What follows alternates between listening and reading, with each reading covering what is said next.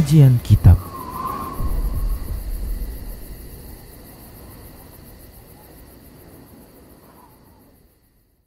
Bismillah. Assalamualaikum warahmatullahi wabarakatuh. Innal hamdalillah nahmaduhu wa nasta'inuhu wa nastaghfiruh wa na'udzu billahi min shururi anfusina wa sayyiati a'malina may yahdihillahu fahuwal muhtadi wa may yudlil falan tajida lahu waliyyan mursyida. Asyhadu an la ilaha illallah wahdahu la syarika lah wa asyhadu anna Muhammadan abduhu wa rasuluhu alladzi la nabiyya ba'dah. Wa qala Allah subhanahu wa ta'ala ya ayyuhalladzina amanu taqullaha haqqa tuqatih wa la tamutunna illa wa antum muslimun.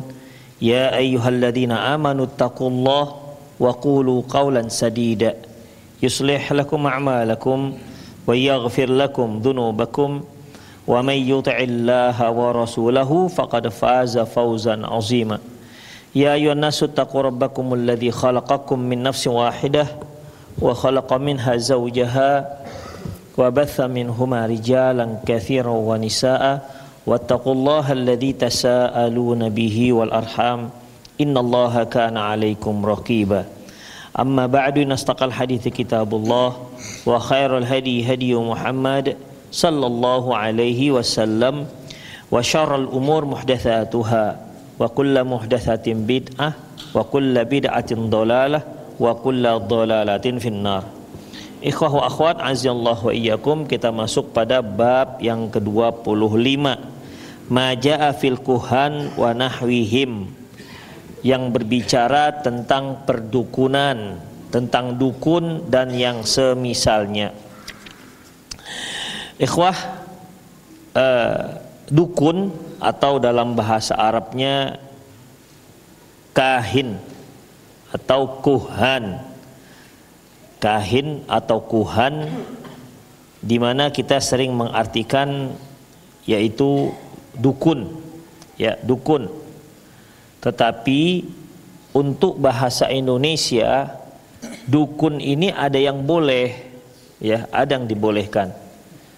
Seperti dukun beranak, itu kan sama seperti bidan, tapi dikatakan dukun. Apalagi dukun patah, ya, dukun patah. Iya, sebenarnya itu bukan dukun yang dimaksud oleh yang kita bahas. Karena itu dukun untuk istilah seperti itu, dukun yang dibolehkan.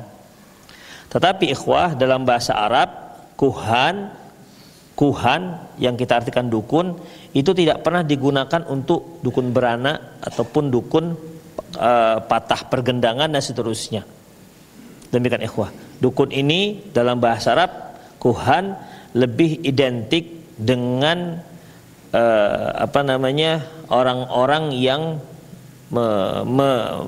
menyatakan dirinya mengetahui ilmu gaib, orang-orang yang bisa meramal, ya, orang-orang yang bisa meramal, atau orang-orang yang bisa mengetahui hal-hal yang tidak diketahui orang-orang biasa. Demikian ikhwah, seperti dia menyatakan tahu apa yang sedang dipikirkan seseorang. Ini juga termasuk dukun, ya, dukun. Oleh karena itu, ikhwah rahimallahu wa iyyakum, pengertian dukun di dalam bahasa Indonesia itu sepertinya sih lebih luas ketimbang dukun ataupun kuhan yang digunakan dalam bahasa Arab. Bahkan di Indonesia, dukun ini juga bisa dalam bahasa Indonesia, dukun ini bisa diidentikan dengan tukang sihir, ya, tukang sihir. Demikian ikhwah. Kalau sihir ini kan lebih pada seperti nyantet, ya, atau memberikan mudorot kepada orang-orang melalui kerjasama dia dengan setan. Demikian ikhwah rahimanallahu wa iyyakum. Dan kalau yang namanya perdukunan di Indonesia itu cukup banyak. Sepertinya hampir di setiap daerah, bahkan hampir di setiap suku yang ada di Indonesia itu mereka itu ada dukun, ya ada dukunnya. Dan lebih parah lagi di mana dukun di Indonesia itu sudah identik dengan yang syar'i. Jadi ada dukun syar'i. Padahal dukun gak ada yang syar'i, tapi dikarenakan fashionnya ataupun penampilannya seperti penampilan kiai atau ustadz, ya, atau tuan guru, maka tak kelihatan dukunnya, tak kelihatan dukunnya. Seperti kalau dia memakai pakaian gamis, pakai sorban, ya, juga terkadang istrinya pakai cadar misalnya, sehingga orang-orang mengira ini bukan dukun. Kalaupun dukun, dukun syar'i, dukun yang dibolehkan. Sementara dalam Islam tidak ada dukun yang dibolehkan. Semuanya perdukunan itu diharamkan. Dari mana kita mengetahui ikhwah bahwasanya ini nggak dibolehkan, walaupun dia sepertinya seorang ustadz? Dilihat dari prakteknya, ya, dilihat dari prakteknya. Kita ketahui bahwasanya dukun ini kan selalu identik kerjasama dia dengan jin. Kita lihat prakteknya. Kalaupun terkadang sulit lagi membedakan antara herbalis dengan dukun. Kalau dulu kan kita nggak dikenal dengan herbalis, tapi pengobatan tradisional kan dengan tumbuh-tumbuhan, dengan yang alami lah, yang dengan yang natural. Itu ikhwah. Tapi sekarang ini ikhwah rahimallahu wa iyyakum, yang bisa mengobati seperti itu terkadang dia punya ilmu lebih dikarenakan adanya kerjasama dengan jin. Itu ikhwah. Jadi ada lagi hal yang perlu saya singgung, bahwasanya obat herbal ini lama-lama dinamakan dengan tibun nabawi. Itu dia kan nggak boleh ikhwah dalam masalah ini. Kalau misalnya kita berobat, kata mungkin yang ahli pengobatan tradisional, herbalis, disebutkan dengan kencur, kemudian diletakkan bengle misalnya, dicampur dengan madu. Jangan katakan ini tibun nabawi. Tibun itu artinya pengobatan cara Nabi. Sebab penisbatan kepada Nabi itu perlu dalil. Dan pengobatan yang persis seperti yang dilakukan oleh Nabi. Misalnya pengobatan dengan cara minum madu, maka kita katakan ini namanya tibun nabawi. Itu pun kalau ada hadisnya Rasulullah pernah mengobati satu penyakit dengan cara meminum madu tertentu ataupun dengan obat tertentu, barulah kita katakan tibun nabawi. Tetapi kalau kemudian madu dicampur dengan misalnya buah merah dari Papua, dicampur dengan bengle misalnya, dicampur dengan sambiloto, jadilah madunya madu pahit, kemudian dikatakan tibun nabawi. Itu keliru ikhwah, ya, itu keliru. Demikian juga misalnya madu campur habbatus sauda, ini tibun nabawi. Kita katakan boleh Anda katakan tibun nabawi, tapi kalau Anda punya dalil bahwasanya Rasulullah pernah mengoplos madu campur habbatus sauda, boleh. Karena ikhwah, penisbatan kepada Nabi itu berbahaya, ya.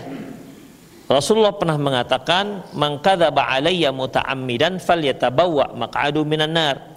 Barang siapa yang berdusta atas namaku, maka silahkan menempati tempatnya di dalam api neraka. Laisal kidbu alayya ka kidbil ghairi. Tidak sama dusta atas namaku dengan dusta atas nama selainku. Man kadzaba alayya muta'ammidan falyatabawwa maq'adu minan nar.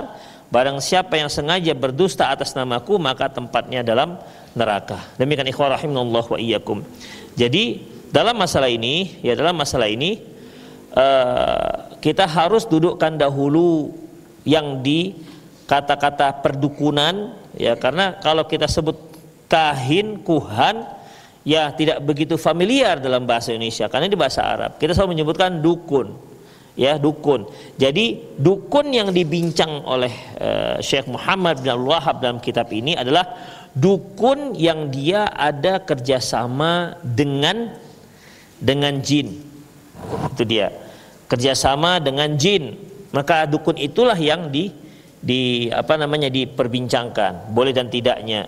Adapun seperti yang kita katakan tadi, dukun patah tulang misalnya, bisa dikatakan dia dukun dalam istilah syar'i kalau dia dukun patah tulang itu kerjasama dengan jin. Demikian ikhwah, kerjasama dengan jin.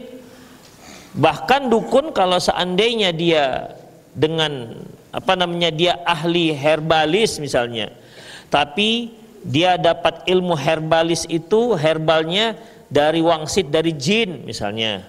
Ya, misalnya ketika ada seorang sakit sesuatu, kemudian dia agak merenung sebentar, ada bisikan, kamu kasih aja teh basi misalnya. Teh basi yang sudah seminggu, kemudian campur ini campur itu. Ini juga bisa dikatakan dukun. Ya. Walaupun obatnya itu isinya adalah herbalis. Demikian ikhwah. Tapi dia kerjasama dengan jin, korinnya, pembisiknya, maka ini juga disebut dengan dukun. Demikian ikhwah, rahimanallah wa iyyakum. Jadi dalam masalah ini kalau yang namanya dukun di Indonesia suatu hal yang suatu hal yang tidak asing lagi. Tapi alhamdulillah image terhadap dukun ini image yang buruk. Ya, image yang buruk. Selalu kalau sebutkan dukun itu selalu image-nya buruk, walaupun di mana-mana ada, tapi selalu buruk. Makanya kalau ada seorang laki-laki dapat pasangan seorang laki-laki yang buruk kata orang, kemudian dapat pasangan yang cantik, selalu dikatakan hebat dukunnya, begitu kan, kuat dukunnya, demikian. Walaupun hanya pakai candaan, tapi nampak bahwasanya image itu buruk. Dukun di dalam bahasa Indonesia di tengah-tengah masyarakat kita itu adalah image-nya buruk. Dan jangan perbaiki image-nya, jangan dibaguskan image-nya dengan cara mengubah namanya seperti paranormal, orang pintar. Jangan dirubah, biarkan dukun itu tetap berimage buruk. Kata dukun berimage buruk di tengah-tengah masyarakat kita. Demikian ikhwah. Walaupun dia nanti pakai sorban, pakai celak Mekah tebal misalnya, pakai gamis, kalau dikatakan dukun, ya sudah, berarti dukun. Demikian. Jangan dikatakan oh enggak, itu orang pintar. Ketika sudah kita ubah namanya menjadi orang pintar, dukun ini menjadi samar jadinya ikhwah. Ya. Kalau dukun orang tahu pasti salah. Demikian, enggak dibolehkan dalam Islam. Tapi kalau orang pintar, kan banyak orang pintar. Orang pintar ini kan seolah nanti disejajarkan dengan orang-orang ahli teknokrat, ya, orang-orang ahli perekonomian. Padahal itu beda bidangnya. Demikian ikhwah rahimanallahu wa iyyakum. Jadi dalam masalah ini, ya, di antara dukun, termasuk dukun, ya, yang dilarang, yaitu dukun yang dia bisa meramal apa yang akan terjadi. Itu dia. Dia bisa meramal, dia katakan dia bisa meramal, para peramal. Demikian ikhwah. Para peramal-peramal ini juga dikatakan dukun. Tapi ikhwah, terkadang kita juga tanpa kita sadari kita itu meramal-ramal karena kebiasaan yang muncul di masyarakat. Misalnya apa? Kelihat tai lalat, misal posisi tai lalat, kita melihat di kaki ada, ini jalannya bakal jauh ini nanti.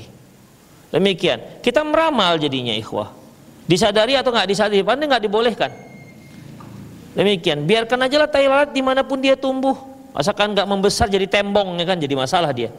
Tapi itulah kita, karena terlalu banyak informasi-informasi seperti itu, atau tatayur seperti itu terlalu banyak, sehingga kita pun terikut-ikut, ya, terikut-ikut. Misalnya dilihat tai lalatnya nih, di sini nih, nah, tai lalat. Kalau tai lalat di tangan apa? Tuh kan, mulai mau bilang kan, mau menjawab kan? Demikian ikhwah. Jadi itu sebenarnya juga kita seperti mau meramal walaupun antara iya dan tidak, tapi begitulah ikhwah, satu hal yang terbiasa, ya, terbiasa kita lakukan tengah masyarakat, walaupun kadang-kadang hanya canda-canda, tapi itu kan meramal ikhwah, ya, tidak dibolehkan. Makanya yang seperti ini yang memang harus dihapus di tengah-tengah masyarakat kita, ya, seperti ini. Makanya kalau masyarakat yang tradisional sering yang seperti ini masih ada ikhwah. Ya, masyarakat tradisional yang seperti ini masih ada pantangan-pantangan tertentu, takut kualat karena beginian begitu, itu masih ada. Ikhwah rahimallahu wa iyyakum. Dukun, ikhwah, dukun di Indonesia itu bahkan ada grupnya. Saya kira juga ada grup WA-nya mungkin ya. Semoga antum nggak termasuk dalam anggota grupnya. Demikian ikhwah, ya. Jadi berarti kan satu hal yang yang banyak di Indonesia ini, banyak. Kemudian ikhwah rahimallahu wa iyyakum, ada sebuah hadis ini diriwayatkan oleh Imam Al-Bukhari. Rasulullah mengatakan, idza qadallahu al-amra fis sama, apabila Allah Subhanahu wa taala menetapkan satu keputusan di langit, darabatil malaikatu bi ajnihatiha khud'anan liqaulih, maka malaikat akan meletakkan sayapnya karena tunduk terhadap perintah Allah Subhanahu wa taala. Jadi ketika Allah Subhanahu wa taala menetapkan satu perintah, ketetapan, malaikat meletakkan sayapnya sebagai ketundukan terhadap apa yang akan diperintah Allah Subhanahu wa taala. Ka'annahu silsilatun 'ala safwan, di mana perintah itu suaranya nyaring bagaikan rantai besi yang kita tarik di atas batu. Cicing, antum dengar kan kalau ada rantai ditarik di atas semen gitu, ditarik di atas batu, itulah suaranya. Suara begitulah suaranya, suara perintah itu. Kemudian fa idza fuzya an qulubihim, apabila sudah hilang rasa takutnya, berarti ketika suara itu muncul, perintah itu muncul, semuanya takut kepada Allah Subhanahu wa taala. Ketika sudah selesai itu semua dan hilang sudah rasa takut, maka qalu madza qala rabbukum, mereka mengatakan apa yang dikatakan oleh Tuhanmu. Qalu alladziina qala haq, berkata maka qalu lilladziina qala al-haqqu huwal aliyyul kabir, maka dikatakan bahwasanya ini perkataannya hak. Jadi ikhwah rahimanallahu wa iyyakum, Allah Subhanahu wa taala ketika menetapkan satu urusan, Allah memerintahkan hanya kepada satu malaikat, tidak kepada semuanya. Ini maksudnya adalah malaikat Jibril. Kemudian ikhwah, maka diceritakan fa yasma'uha mustarikus sam'i, maka apa yang diberitakan oleh malaikat yang mendapatkan perintah tadi itu, atau yang mendengar perintah atau ketetapan Allah tadi itu, maka malaikat ini tadi itu melaporkan kepada makhluk Allah yang di langit lainnya. Di saat malaikat ini melaporkan kepada malaikat-malaikat yang lainnya, disitulah ada dahulu itu, yaitu para pencuri berita. Para pencuri berita. Mustariqus sami hakadha ba'du faqabat. Adapun para pencuri berita ini adalah jin-jin yang mereka itu begini, kata Sufyan Ats-Tsauri, artinya mereka itu menggendong yang satu dengan yang lainnya sampai ke langit. Kemudian ikhwah, selanjutnya jin yang mendengar paling atas, yang mendengar keputusan itu, dia menceritakan kepada yang bawahnya, terus sampai kepada yang paling bawah. Terkadang sampailah berita ini kepada yang paling bawah, ya, dan dia menceritakannya sudah kepada dukun. Tapi terkadang tak sempat diceritakan, sudah mendapat lemparan api. Demikian ikhwah. Ini yang dimana Allah Subhanahu wa taala pernah menceritakan dalam dalam ayatnya di surah Jin, wa anna lamasna as-samaa'a fawajadnaha muliat harasan syadidan wa syuhba. Dan sesungguhnya kami dahulu mencoba merahasiakan, mengetahui rahasia langit, maka kami mendapati penuh dengan penjagaan yang kuat, ya. Penuh penjagaan yang kuat dan panah-panah api. Kemudian dikatakan lagi, wa anna kunna naq'udu minha maqa'ida lis-sam'i. Kami dahulu itu punya tempat-tempat duduk kami yang untuk mencoba mencuri-curi berita langit. Faman yastamil ana yajidu syihaba rasada. Sekarang yang mau mencoba-coba mendengar ataupun mencuri akan dilempar api. Demikian ikhwah. Jadi kemudian kata jin, wa anna la nadri asyarrun urida bima fil ardi am arada bihim rabbuhum rasyada. Dan kami nggak tahu apakah ini ada tanda-tanda baik, buruk, apakah itu tanda buruk dari Allah Subhanahu wa taala ataukah ada tanda-tanda baik dari Allah Subhanahu wa taala. Karena memang waktu itu adalah waktu lahirnya Rasulullah sallallahu alaihi wasallam. Demikian ikhwah, makanya setelah Rasulullah SAW lahir, maka para tukang-tukang ramal itu tidak seakurat ramalannya sebagaimana sebelum Rasulullah lahir. Demikian ikhwah ya. Jadi mereka lebih tajam dalam meramalnya. Karena memang ramalan yang mereka ucapkan itu hasil daripada curian berita yang dicuri oleh jin yang disampaikan kepada mereka. Demikian ikhwah. Jadi itulah dia, makanya mengenai ramalan ini ada fase sebelum Rasulullah SAW wafat, fase sebelum Rasulullah lahir. Fase ini adalah fase yang paling tajam, ramalan mereka sering tepat. Itu ramalan tukang ramal itu sering tepat ya. Dan kalau kita lihat memang tukang ramal pada waktu itu sangat kuat. Kemudian fase di mana Rasulullah Shallallahu Alaihi Wasallam lahir, nah ini sudah mulai diketatkan penjagaan langit. Namun 1-2 ada juga yang sampai ke dukun beritanya, ya, dan banyak yang nggak sampai. Tapi biasanya satu kebenaran yang sampai kepada si dukun itu biasanya dicampur dengan mi'atul kadzib, yukhallitu bi mi'atil kadzib. Biasanya dicampurkan dengan 100 kebohongan. Makanya kita lihat ikhwah, ketika ada orang buka praktek perdukunan, kemudian ada orang datang ke sana, dan apakah itu nanti masalah penyakit atau masalah dia mencari benda yang hilang, atau dia ingin agar dia diberi ilmu supaya orang-orang kasihan dengan dia, dan banyak hal lah ikhwah ya.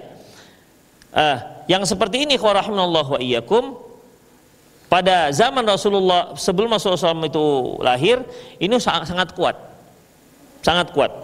ya, sangat kuat. Dan apabila perdukunan tadi itu ada satu kebenaran, bisa satu yang sembuh atau satu ramalan yang tepat, ini biasanya sangat langsung viral biasanya. Padahal mungkin puluhan orang yang lainnya banyak yang tak sembuh, tapi yang viral itu biasanya yang sembuh. Itu dia. Yang viral biasanya ramalan yang tepat. Jadi orang-orang yang mendapatkan ramalan yang tepat ini, dia akan cerita, kalau ada sepertinya saya mau butuh orang pintar, ke sana aja, saya pernah, mantap sekali ramalannya, mantap sekali penyembuhannya, sembuh alhamdulillah, gitu-gitulah. Tapi begitu banyak yang tak sembuh sebenarnya. Itu ikhwan rahimanallah wa iyyakum. Itulah dia. Jadi intinya bahwasanya fase di mana kalaupun sampai berita dari langit, tapi itu pun mereka campur dengan kebohongan-kebohongan. Kemudian fase Rasulullah sallallahu alaihi wasallam sudah walahir, maka sudah semakin ketatlah, semakin lemahlah ilmu perdukunan ataupun yang ramalan-ramalan ini. Kemudian bagaimana dengan fase setelah Rasulullah wafat? Ya. Fase setelah Rasulullah sallallahu alaihi wasallam wafat. Apakah kembali seperti yang pertama, di mana tukang jin-jin ini seenaknya saja bisa mencuri-curi berita langit? Ikhwan rahimanallah wa iyyakum, dalam masalah ini Allahu alam bisawab, saya nggak temukan adanya dalil terjadinya perubahan setelah Rasulullah SAW lahir. Walaupun seperti Ibnu Hajar Asqalani berkata bahwasanya kembali sebagaimana semula, tapi tidak separah semula. Itu dia. Jadi pertama mantap, bagus, sering tepat. Ketika Rasulullah wafat sudah mulai lahir sudah mulai diketatkan. Kemudian ketika Rasulullah wafat bagaimana? Apakah kembali sebagaimana semula? Inilah ikhwan, ada perbincangan. Demikian ikhwah. Karena ini masalahnya masalah gaib, ya tentunya kita tidak bisa berkomentar sembarangan tanpa ada dalil dari Rasulullah Sallallahu Alaihi Wasallam. Allahu alam bissawab. Ikhwah rahimanallah wa iyyakum. Kalau kita lihat, ya kalau kita lihat bagaimana para dukun-dukun ini memberikan ramalan-ramalan, dan itu kalau di Indonesia itu terlalu banyak caranya, ya. Terlalu banyak caranya, dengan melihat garis tangan, dengan melihat macam kemarin yang garis-garis tanah itu kan. Kemudian ada juga dengan kartu Jawa itu. Kemudian ada juga dengan, saya lihat juga dengan ada pakai jeruk purut yang dipotong, mentengok lagi. Ada juga dengan cara nyembelih hewan kan, ya. Ada juga dengan cara nyembelih hewan. Jadi dia kalau mau lihat orang sakit, apa sakitnya, disembelih kambing, kemudian nanti dia akan lihat bahwasanya ini berarti orang ini sakit ini gitu. Jadi dia transfer sakitnya itu kepada kambing, kemudian kambing itu disembelih. Itu ikhwah, akan terlihat nanti menurut si dukunnya, misalnya kalau dia kanker paru-paru, tuh paru-paru kambingnya akan nih, kanker paru-paru kambing ini kena kanker nih. Berarti dia ini sedang kena kanker. Ada yang seperti itu ikhwah, pemindahan melihat penyakit dengan cara menyembelih hewan. Itu ikhwah rahimanallah wa iyyakum. Dan sepertinya Allah alam apakah ada di luar sana apa enggak, tapi yang jelas bisa dipastikan di Indonesia ada. Ya, bisa dipastikan di Indonesia ada. Apalagi caranya? Dengan cara melihat bintang, itu sudah kita bicarakan. Dengan cara melihat tai lalat juga ada. Ya, ini begini-gini, meramal-meramal. Demikian ikhwah. Dan banyak hal ikhwah, banyak cara untuk orang-orang melihat nasib orang yang akan datang. Demikian ikhwah. Nah, terkadang dengan mengartikan nama. Makanya kan ikhwah, terkadang ada sebagian kaum muslimin itu ketika dia mau terjadi perjodohan seorang laki-laki dan perempuan, dia pergi ke orang pintar, ditanya nama si perempuan siapa, nama si laki-laki siapa. Dia nanti yang mengolah. Entah bagaimana cara mengolahnya, kalau dia katakan, oh bagus ini cocok pasangannya, ya, rumah tangganya akan langgeng, maka dilanjutkan pernikahan. Tapi kalau si orang pintar ini, si dukun ini mengatakan, ini nggak cocok, ini feng shui-nya beda ini katanya. Kalau si perempuan cocoknya di air, laki-laki cocoknya di udara, begitulah kira-kira. Macam antara burungan ikan jadinya. Jadi ya akan terjadi perbedaan. Demikian, akhirnya ya bisa dipisah. Kalau menurut dia ini cocok, ini sama-sama air misalnya, sama-sama, banyaklah istilah mereka yang kita tuh nggak ngerti apa maksudnya air. Sampai ikhwah meramalkan pekerjaan yang cocok kan juga ada juga yang seperti itu. Kamu ini dari wajah kamu ini nggak cocok di darat, cocoknya di laut aja. Ngapain jadi nelayan berarti kan jadinya, atau mungkin kerja di kapal pesiar mungkin, atau di mana begitu. Demikian ikhwah. Ya kalau seandainya dia katakan kamu ini cocoknya di udara, terus gimana? Oh rupanya tukang panjat pohon kelapa mungkin. Awak kira juga jadi pilot kan? Demikian. Kita nggak tahu juga. Itulah ikhwah. Yang begitu-begitu masih banyak ikhwah, masih banyak. Ya. Misalnya dia jualan, kok nggak pernah berhasil, sudah beberapa kali bangkrut, pergi ke dukun. Apa yang cocok usaha untuk dia supaya dia bisa berkembang? Demikian. Oh kamu itu nggak cocok kalau jualan furniture, nggak cocok. Jadi kamu tuh cocoknya jualannya lembek-lembek misalnya. Ya kita nggak tahu kan ikhwah. Apa itu yang lembek-lembek? Apa yang lembek-lembek biasanya? Hah? Bubur boleh bubur. Kok cocok kalian? Yang begitu-begitu kan kita nggak ngerti kok bisa ada seperti itu yang cocok nggak cocok. Demikian ikhwah. Nah, kalau kamu cocoknya tepung ini atau yang tepung-tepung, rupanya narkoba pengedar. Sejak saya jadi pengedar narkoba, memang naik rezeki saya gitu. Cocok dengan saya ini. Kalau seandainya nggak cocok, masa Allah Subhanahu Wa Taala beri saya keuntungan? Karena keuntungan itu berarti Allah tuh ridho dengan dia. Itu begitu ikhwah. Jadi kadang-kadang kita nggak bisa ngomong, bukan nggak bisa jawab. Kok sampai segini ya bodohnya gitu kira-kira. Nah, demikian ikhwah. Begitulah. Ya seperti ada bapak-bapak yang mau ngejar-ngejar malaikat hujan. Ku kejar dia malaikat. Katanya nggak boleh turun hujan. Kejar dia sampai kemana? Farham innaka anta Jawi katanya. Antum nggak tahu ceritanya, udah nggak apa-apa. Jadi yang seperti itu, ya Allah kok sampai seperti ininya rakyat Indonesia kita ini. Masalah ini kan masalah yang dengan logika yang sangat rendah saja itu tidak bisa diterima, tapi banyak pengikutnya. Banyak pengikutnya. Antum cari-carilah nanti pawang hujan, coba cari nanti. Ada muncul kakek-kakek. Demikian. Dia pakai bahasa Arab. Pakai bahasa Arab, orang Quraisy pun tak ada yang nggak tahu bahasa Arabnya. Iya, luar biasa. Apalah dikatakan orang ini. Demikian. Dia punya bahasa Arab tersendiri. Itu ikhwah. Jadi begitulah kondisinya bagaimana, dan itu banyak juga followersnya itu. Subscribernya juga banyak. Jadi begitulah modelnya ikhwah. Ya, itulah dia. Jadi memang kita harus hati-hati dalam masalah ini. Jadi itu diantaranya. Terkadang dicari dengan tanggal lahirnya, cocokkan tanggal lahir. Oh, tanggal lahirnya kamu kerjanya cocok, kalau tanggal lahir yang begini-begini maka kamu begini. Begitulah ikhwah yang banyak beredar tengah-tengah masyarakat Indonesia. Dan itu semua termasuk dalam kategori ramalan dan dalam kategori perdukunan. Ikhwah rahimanallahu wa iyyakum. Jadi perlu kita ketahui bahwasanya tidak ada yang mengetahui ilmu gaib. Tidak ada yang mengetahui ilmu gaib. Tapi ikhwah gimana ya? Terkadang instansi-instansi tertentu yang resmi juga menggunakan dukun. Itu dia juga menggunakan dukun. Ketika misalnya ada laporan ke mereka bahwasanya mobil hilang, yang mereka daripada capek-capek menyelidiki, mereka pergi ke dukun. Itu dia, pergi ke dukun. Oh, di sini. Begitu ikhwah rahimanallahu wa iyyakum. Bahkan ada seorang pejabat kepolisian, dia mengatakan, ya kalau seandainya ada yang kehilangan laporan ke kita, kemudian si dukun itu memberikan petunjuk, ya kenapa nggak dukunnya? Ya sekalian kita bawa kemana itu, di mana letak yang hilang itu. Pegang dukunnya, Dok. Yuk, kamu tahu kan? Pegang. Demikian. Di mana ini yang mobil hilang ini? Begitu ikhwah. Selesai dia. Mau cari gembong narkoba, pegang dukunnya.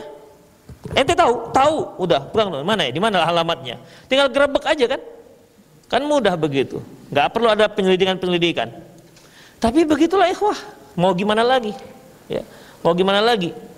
Itulah yang muncul. Yang itu fenomena-fenomena yang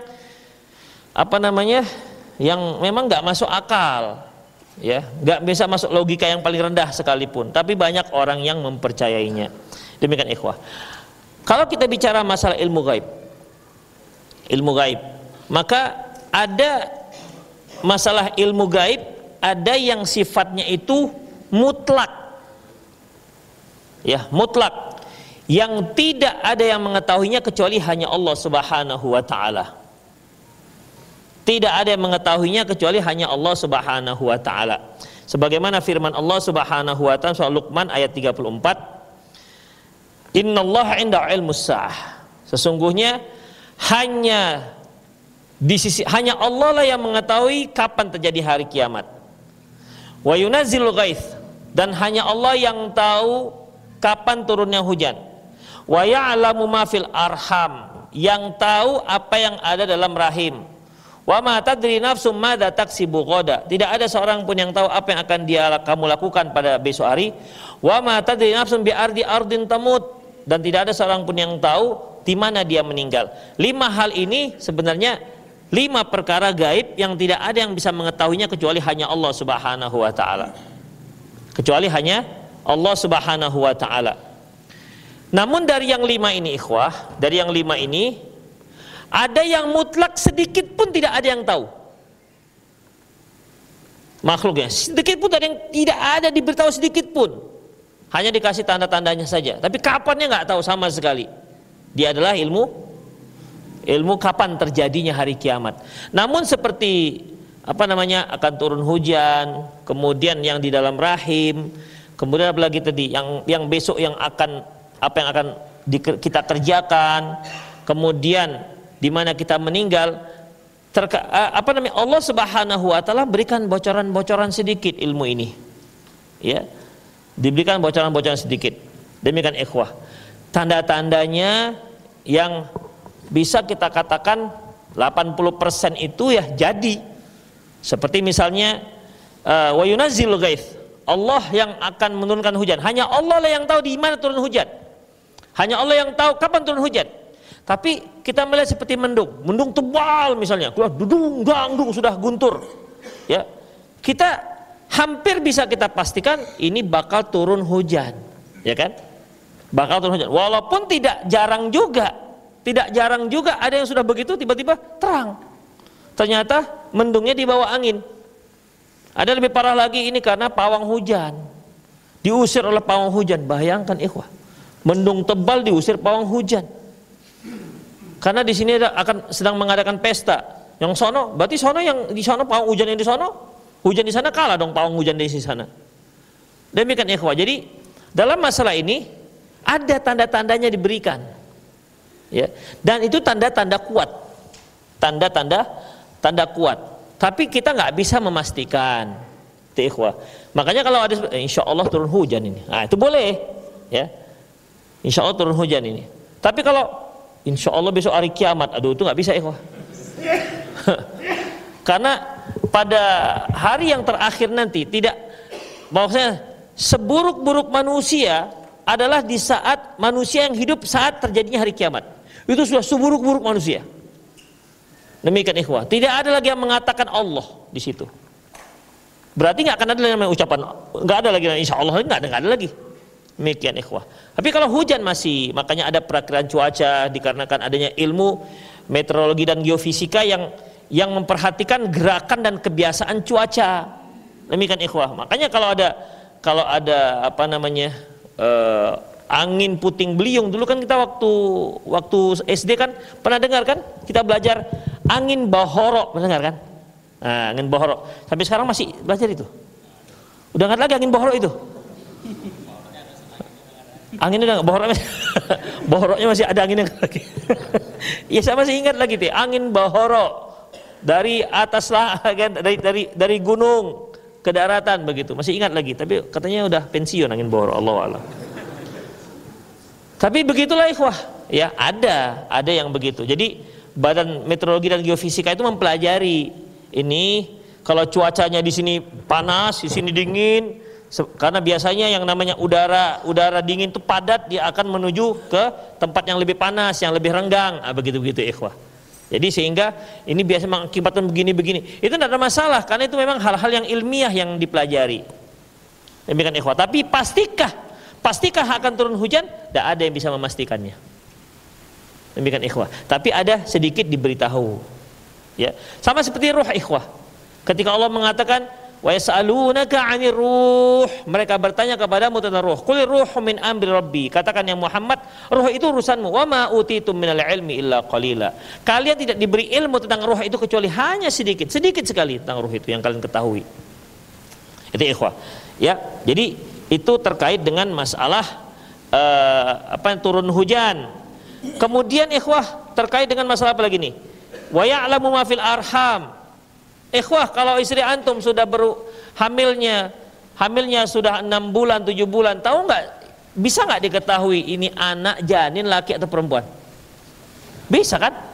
Dengan cara USG, demikian. Bahkan sekarang ada yang 3 dimensi.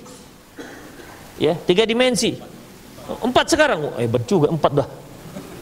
4 dimensi apa aja itu isinya? Ya, artinya beritanya itu bisa lebih lengkap.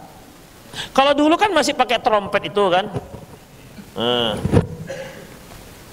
gitu. Jadi yang spesialis kandungan 3 kali tepuk 1,5 juta. Ada demikian ikhwah. Karena lain tepuk, kalau kita nepuk beda. Apa ini angin semua isinya gitu kan. Kalau dia tahu, itulah ikhwah. Jadi bukan, jangan kita tepuk aja 1,5 juta. Awak juga bisa tepuk gitu aja. Nah, demikian ikhwah. Itu ahlinya, skillnya yang mahal, bukan tepuk-tepuknya. Semua juga bisa tepuk-tepuk gitu. Jadi dalam masalah ini ikhwah rahimanallahu wa iyyakum sudah diketahui. Jadi nggak gaib lagi lah ikhwah. Ya kan? Nggak gaib lagi. Permasalahannya ketutup sikit udah nggak bisa lihatnya.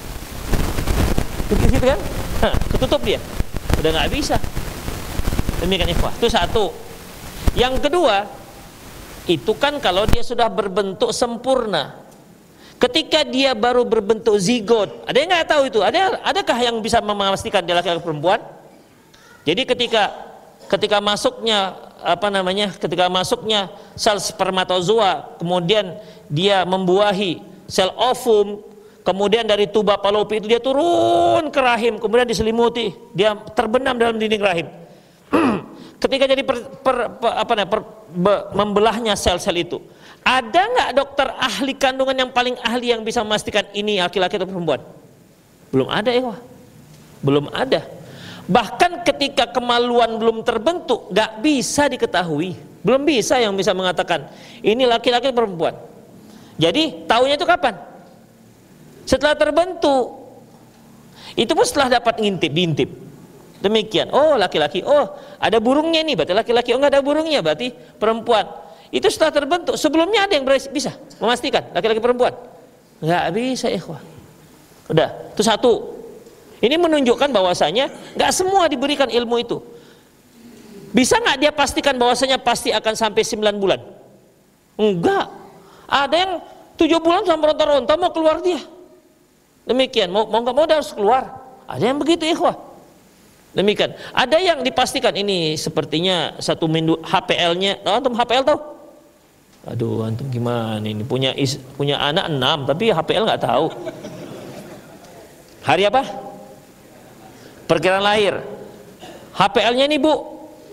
Kemungkinan besar seminggu lagi. Bisa lewat 2 minggu. Begitu kan? Berarti kan nggak tahu kapan lahirnya. Demikian.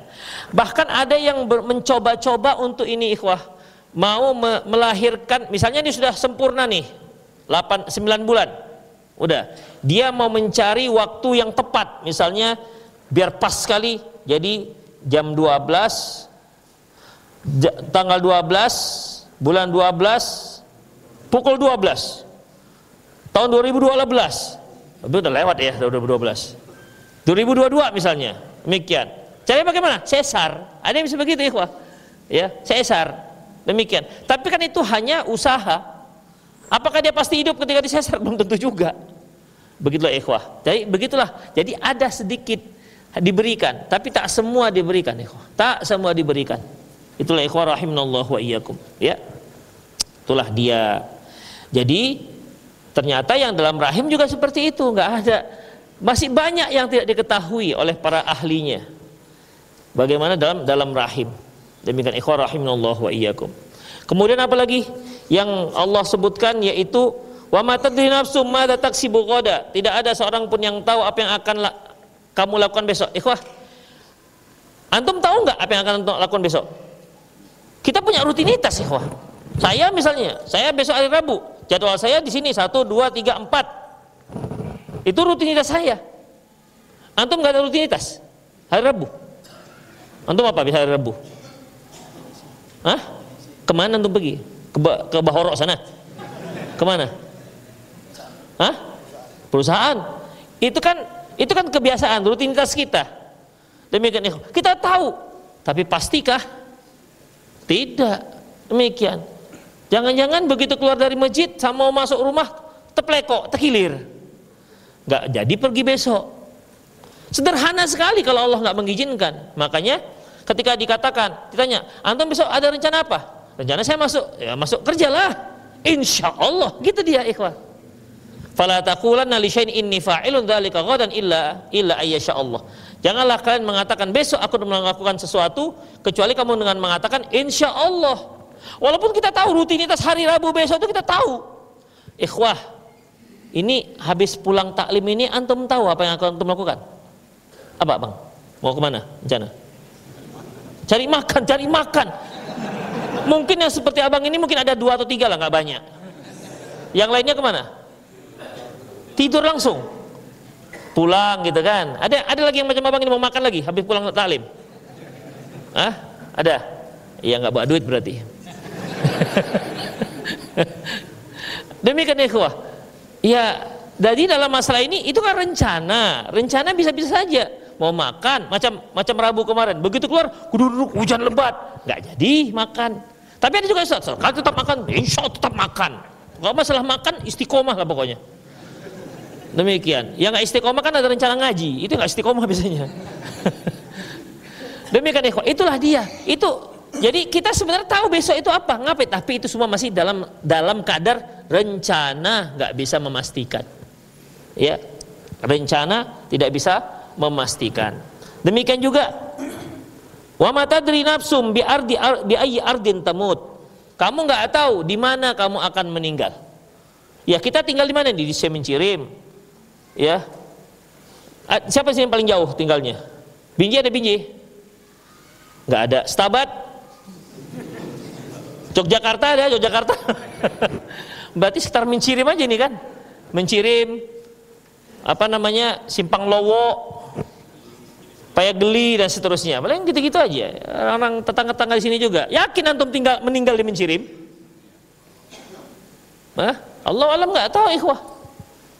Demikian. Bercita-cita nggak antum meninggal di Mencirim?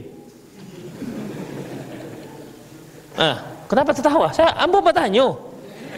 Antum bercita-cita meninggal di mana? Bercita-cita meninggal di mana? Mencirim? Di mana? Enggak lah katanya. Oh, Stabat. Oh iya, antum mau meninggal Stabat aja, nggak usah Mencirim. Iya, iya. Ya, jadi iya. Oke, Bang, nggak masalah, nggak ada masalah. Kita mau bertengkar ini masalah. Nggak ada masalah. supaya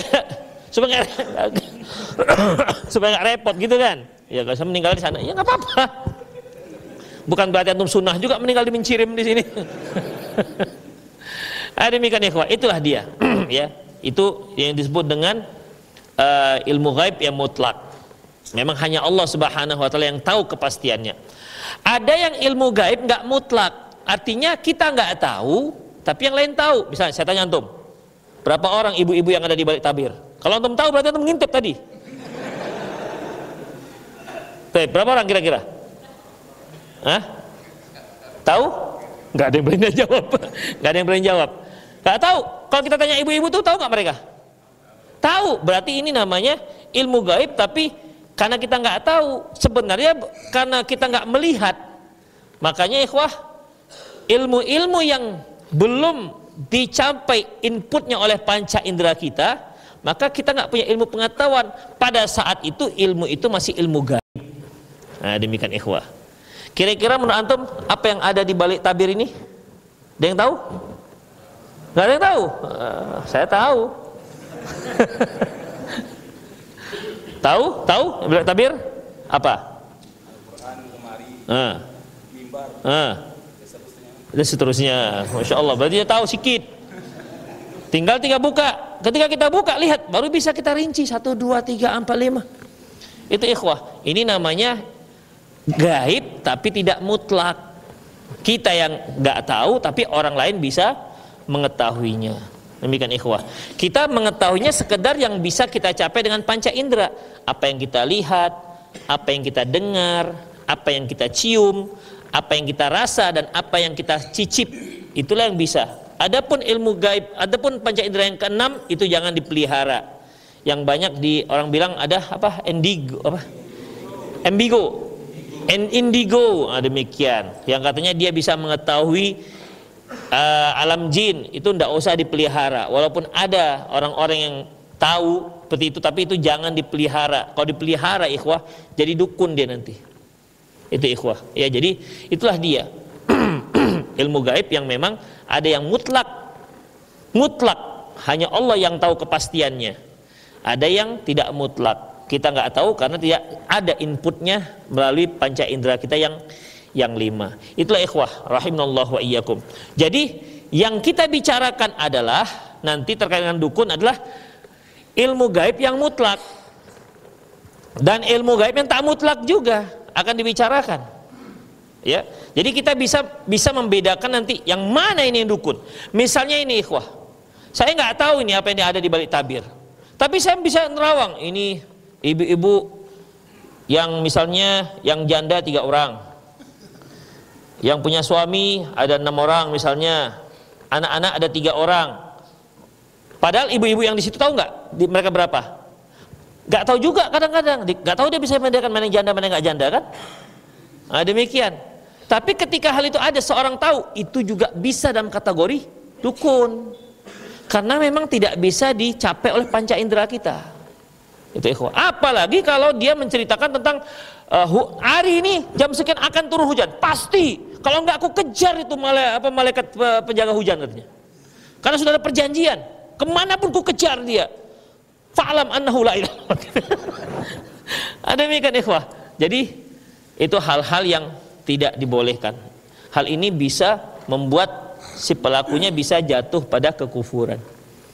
Demikian ikhwah untuk mukaddimah bab ini, semua nanti akan bicarakan dalil-dalil yang digunakan oleh yang dicantumkan oleh Syekh dalam buku Kitab Tauhid ini. Demikian aku qouli hadza wastaghfirullah li wa lakum wasal muslimin innahu wal ghafurur rahim. Silakan jika ada yang mau bertanya.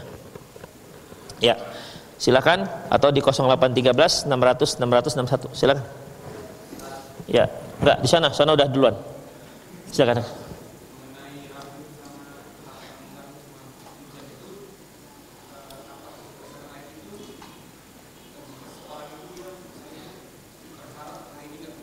Ya. Ya.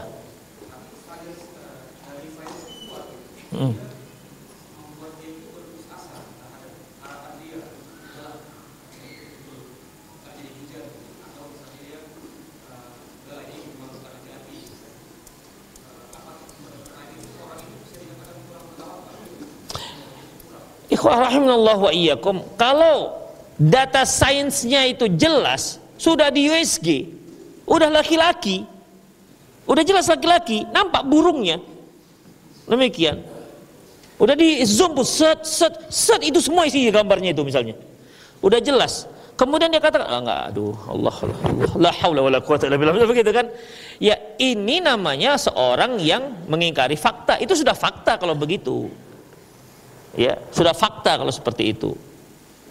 Tapi kalau dia masih proses, misalnya ikhwah kan dalam apa namanya, ilmu apa itu ya yang mengusahakan anak itu bisa laki-laki atau perempuan, tapi dan kebiasaan, misalnya orang yang mau anak laki-laki, maka si ayah harus makan daging, nah gitu ya. Kalau si perempuannya nanti makannya yang pokoknya yang sayur-sayur, bayam, pokoknya jangan makan yang daging-daging. Jadi ketika itu terjadi, terutama ketika masa subur apa? Dalam bahasa apa? Okulasi. Ovulasi.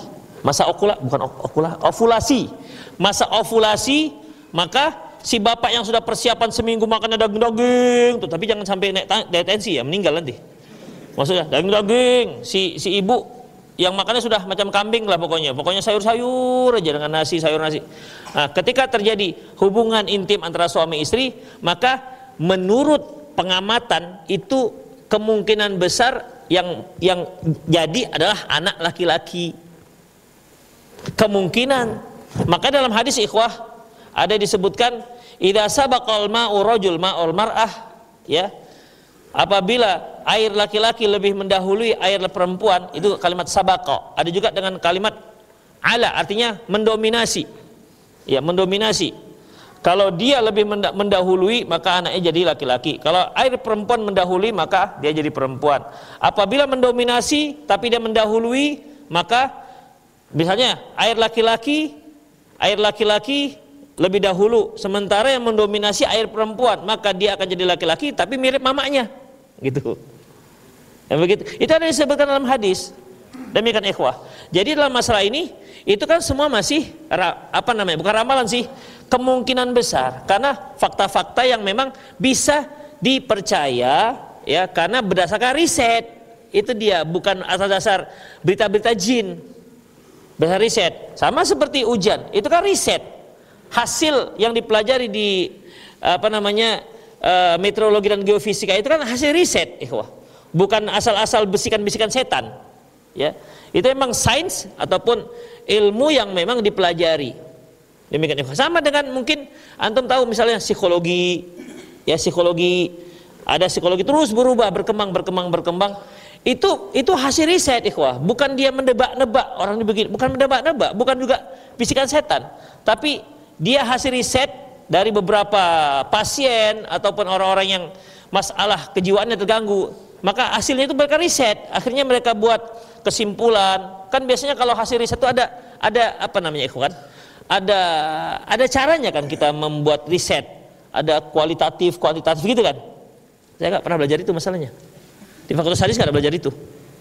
Kualitatif, kuantitatif itu. Akhirnya kalau mau kita riset, kita sekian data, akhirnya baru kita kemudian bisa simpulkan. Jadi kalau dia data-data itu data-data yang positif, data yang valid, dan dia jelas, ya kita harus meyakini. Yakin nggak antum 2 tambah 2 itu 4? Allahu a'lam Ustaz. Itu bodoh namanya, bukan tawakal. Itu bodoh namanya. 2 kali bodoh. 2 tambah 2 ya 4, apalagi ceritanya. Demikian. Ya kalau sudah nampak misalnya kemaluan si anak, ya kita kata dia laki-laki. Kamu nggak percaya? Saya nggak percaya. Sampai saya lihat dengan mata kepala saya, misalnya. Itu lugu atau bodoh. Dan lugu dengan bodoh itu beda tipis. Itu ikhwah. Yaitu mengingkari kenyataan namanya. Mengingkari kenyataan itu ikhwah. Jadi kalau sudah ada risetnya, ada ilmunya, boleh kita percaya. Ya, tapi kalau sudah fakta, ya harus percaya dong. Gimana mau nggak percaya? Itu ikhwah. Seperti ilmu-ilmu eksakta, ya harus percaya. Demikian. Allahu a'lam bishawab. Ya, akhi, silakan. Mata di sebelah sini.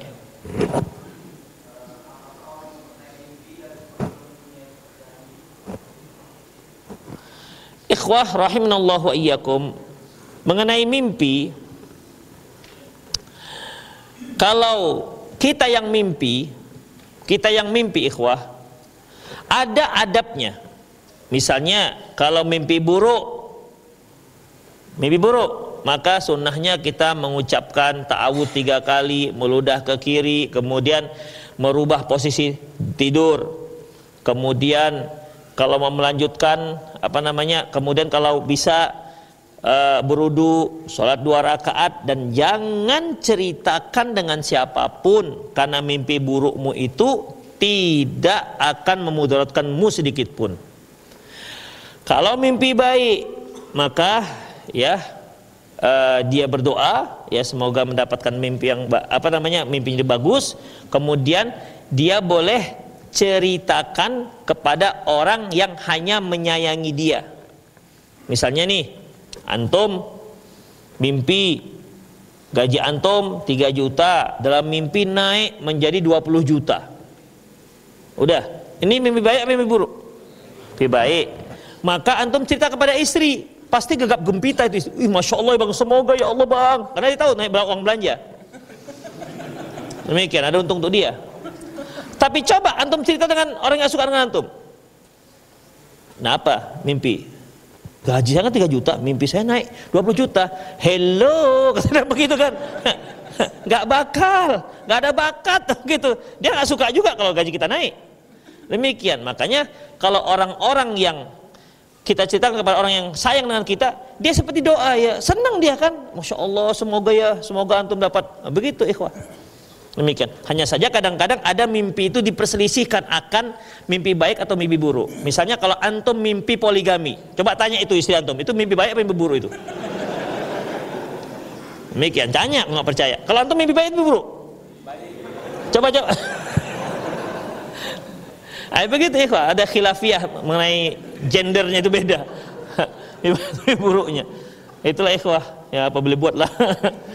Demikian. Jadi dalam masalah ini, kalau dia mimpi baik diharapkan ya jadi. Ya. Kalau memang ada orang yang mentakwilnya silahkan, tapi ya mimpi yang baik. Tapi kalau mimpi buruk nggak boleh ceritakan. Mimpi buruk itu ikhwah, kalau diceritakan itu seperti kata Rasulullah bagaikan sesuatu yang berada dalam cengkraman burung. Kalau diceritakan nanti dia terjadi. Seperti itu. Demikian. Tapi begitu pun tidak bisa dipastikan, kecuali mimpinya adalah mimpi para nabi dan rasul, seperti Nabi Ibrahim. Dia mimpi, ya bunayya inni ara fil manami anni adbahuka fanzur madza tara, wahai ananda, ayah bermimpi, ayah itu menyembelih kamu, bagaimana pendapatmu tentang ini? Nabi Ismail tahu ayahnya Nabi dan Rasul, kalau dia mimpi bukan mimpi seperti kita. Maka apa kata Nabi Ismail? Ya abati fa'al ma tu'mar, wahai ayahanda, laksanakan apa yang diperintahkan. Laksanakan apa yang diperintahkan. Padahal Nabi Ibrahim cerita tentang mimpi, tapi Ismail tahu bahwa ini perintah Allah. Satajiduni insyaallah minas sabirin. Engkau akan lihat aku termasuk orang yang sabar. Tapi kalau antum mimpi seperti itu, antum cerita ke anak-anak antum, nah, ayah mimpi tadi malam. Jangankan mimpi nyembelih anak, ikhwah, antum tadi malam mimpi poligami, ceritakan istri antum, hawas antum. Nggak jadi sarapan gara-gara itu. Dek, abang mimpi, Dek. Mimpi bagus, Dek. Apa itu, Bang? Abang kawin lagi, Dek. Sudahlah, sendok naik.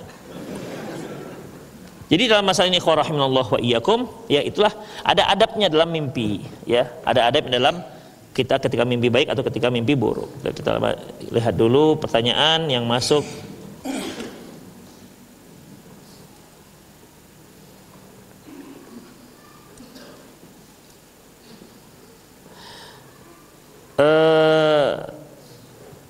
Sholat berjamaah ikut imam kalau makmum sujud lama sampai ketinggalan duduk antara dua sujud, bagaimana hukumnya? Nggak boleh. Kita itu kan innama ju'ilal imam liutamma bihi. Imam itu dijadikan untuk diikuti. Jadi idza kabbara fakabbiru wa idza qara fa'ansitu. Apabila dia takbir, takbirlah kalian, kalau dia baca maka dengarlah. Jadi di sini kita tidak boleh menyelisih imam, apalagi melombanya. Dan termasuk juga ikhwah, kita sujud, kan banyak itu yang sujudnya lama, sementara imamnya sudah duduk di antara sujud, kemudian imamnya sujud lagi, imamnya sudah sujud yang kedua, dia masih sujud yang pertama. Itu bagaimana ikhwah? Maka bisa batal berjamaahnya karena sudah meninggalkan satu rukun. Demikian ikhwah. Tapi kalau imamnya sujud, dia duduk di antara sujud, itu nggak ada masalah, karena memang harus imam yang lebih dahulu melaksanakan rukunnya ketimbang makmumnya. Itu satu. Yang kedua, nggak boleh juga melomba. Ancamannya Rasulullah katakan yaitu akan dirubah kepalanya seperti kepala keledai. Kecuali kalau memang untuk memastikan, seperti pernah pada suatu hari Rasulullah SAW itu sujudnya lama, nggak seperti biasa, lama sekali sujudnya. Salah seorang sahabat ada yang ini kenapa ya? Jangan-jangan terjadi sesuatu pada diri Rasulullah. Akhirnya apa ikhwah? Dia angkat kepalanya. Ternyata dia lihat Hasan atau Husain sedang berada di atas punggung Rasulullah, sedang bahasa Rasulullah raqibani, bahasa cucuku sedang menunggangiku. Demikian ikhwah. Sebagian sahabat lagi mikirnya nggak itu. Sebagian sahabat lagi mengatakan, oh ini mungkin lagi ada wahyu ini maka lama. Nah, sahabat tadi ketika dia angkat kepalanya, oh ternyata seperti itu. Apa yang dia lakukan? Duduk di atas sujud. Udah angkat gimana lagi? Tunggu aja lah dulu Rasulullah naik, gitu nggak? Maka balik. Itu kan nggak sengaja.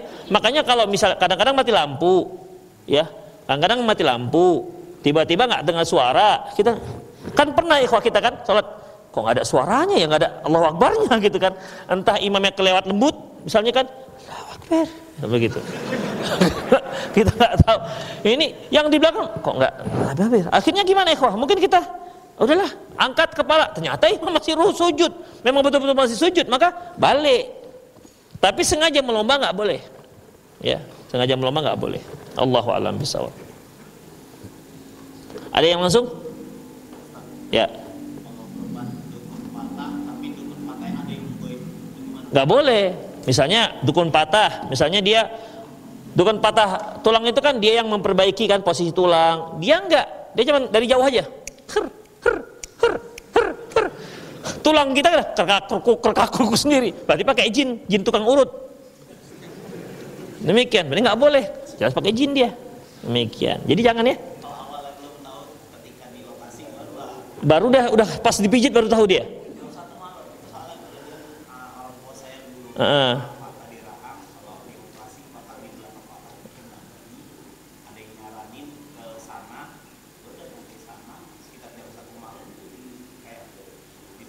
Orangnya nggak ada. Oh my gosh.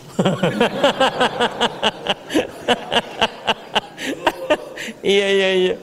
Itu remang-remang lah itu ya. Remang-remang, kemudian aromanya aroma apa biasanya? Menyan gitu, menyan. Depannya bunga kantil gitu biasanya itu.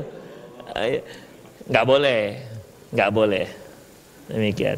Ya, karena bagaimanapun untuk nyuruh-nyuruh jin itu nggak ada yang free, tetap dia wani piro itu, jin itu.